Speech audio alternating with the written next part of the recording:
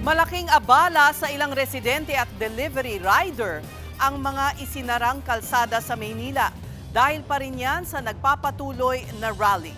At live mula sa Ayala Bridge, nagbabalik si Ian Suyo. Ian, kamusta ang seguridad dyan sa Ayala Bridge?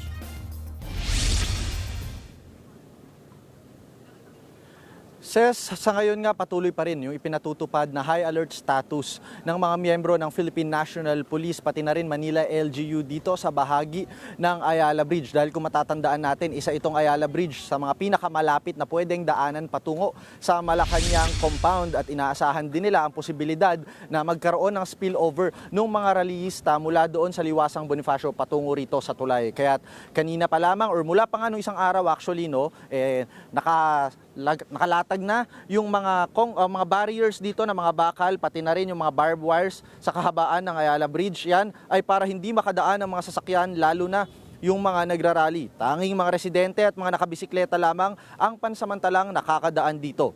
Ang kaso nga lang, pahirapan namang makadaan ang mga residente lalo't manipis ang siwang na maaari nilang lusutan para makalampas sa kalsada. Ang ilan nga sa mga nakausap natin, kanya-kanyang diskarte kung paano maitatawid ang kanilang pang-araw-araw na aktibidad. May nakausap tayong magkatrabaho kanina na galing umano sa Quinta Market sa Quiapo at kinailangan pang maglakad ng malayo para lang makapunta sa kanilang papasukan. May nakausap din tayong delivery rider na napilitang iwan yung kanyang motorsiklo at maglakad papasok sa tulay para lang i-deliver yung kanyang dalang parcel. Malaking abala raw ito para sa kanila lalo't bumabagal ang kanilang trabaho. Pakinggan natin ang kanilang naging mga pahayag. Sir, mahirap at saka hassle din po sa oras. Kasi maglalakad po. Buti nga po, may mga pulis dito. Kung walang mga pulis, itong baka mawala rin to eh. Sumakay na lang po kami ng tricycle. Nakiusap kami sa pulis kasi dito kami bababa sa dulo kasi ang layo, mabigat po yung dala namin. Mga pamalingkit. Sana Pangulong Marcos, ayusin mo na to ng mas maaga kasi nahihirapan na po kami sa ganitong sitwasyon.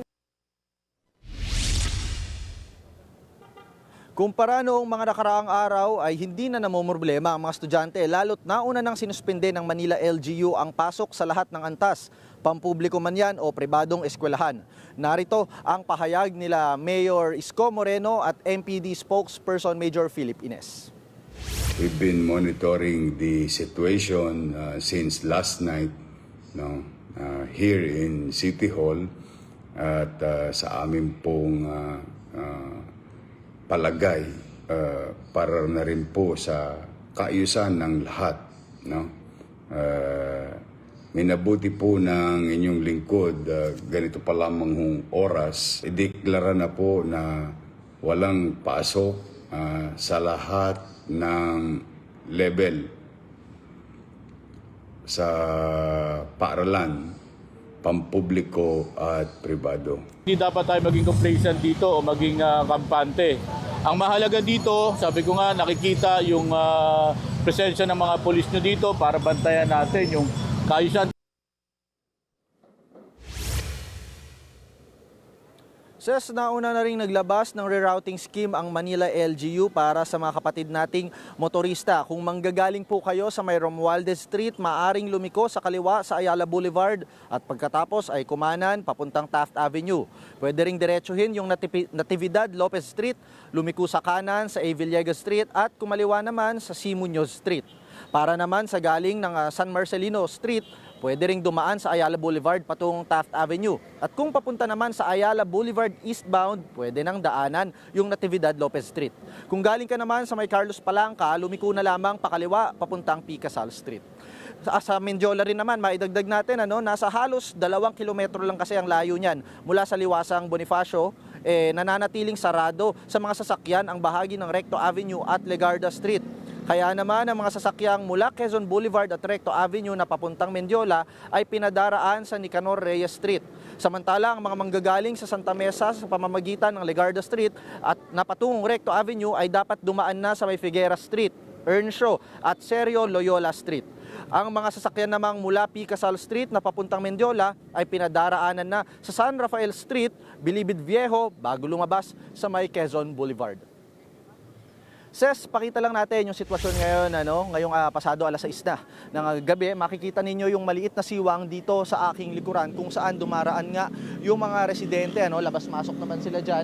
At kagaya nga nabanggit ko kanina, tanging pinapayagan lamang dito ay yung may mga dalang bisikleta. Pero kung may motorsiklo ka, hindi po kayo makakadaan dyan. Haharangin po kagad kayo nung mga naka-duty dito at mga naka-deploy na miyembro ng MPD. Kasi kung makikita ninyo, ganito na kalawak or ganito kahaba yung nilagay nilang barikada, yung steel barrier na may barbed wires. Mula pa yan noong Martes, kaya hindi talaga nila pinapadaan yung mga four-wheel vehicles dito, pati na rin yung mga motorsiklo. Ses, may kinalaman naman sa traffic situation, pakita rin natin. Nandito, itong kinatatayuan ko, ito na yung tinatawag na bungad na to, patungo sa may tulay. Ito yung boulevard na Ayala Boulevard. At nandito sa aking kanan yung Romualdez Street. Nasa kaliwa po yan ng inyong screen kung makikita ninyo. Tuloy-tuloy naman, naka-stoplight ngayon, pero tuloy-tuloy yan. Mula kanina yung daloy ng trapiko, wala tayong nakikita na build up naman ng mga sasakyan. Samantala dito naman sa aking kaliwa, na kanan naman ng inyong mga screen. Ayan, makikita ninyo, dire-diretso pong dumadaan sila patungo sa Natividad Lopez. Isa rin pwede nilang daanan, yun, yung nasa likuran ko, yan yung stretch pa rin yan ng Ayala Boulevard kung gusto nilang tumagos sa may Taft Avenue naman na bahagi. So far, tuloy-tuloy naman yung pagdaan ng mga sasakyan natin, walang build up at wala rin naman tayong nakikitang any sign na may mga pupunta umanong mga protesters dito, wala pa yan, ayon din sa MPD. Pero pinaghahandaan pa rin nila yung posibilidad nga na baka magkaroon ng spillover kung sakali man na sumobra yung dami ng mga miyembro ng INC na a-attend sa kilos protesta at baka maisipan nilang magtungo dito, nakahanda naman ang deployment ng Manila Police District. Yun muna ang latest mula dito sa Manila. Balik sa'yo, Ses. Alright, maraming salamat. Ian Suyu. Mga kapatid, Cheryl Cosing po. Maging maalam at may pakialam sa mga napapanahong issue at headlines. Mag-follow at mag-subscribe na sa social media pages ng News 5.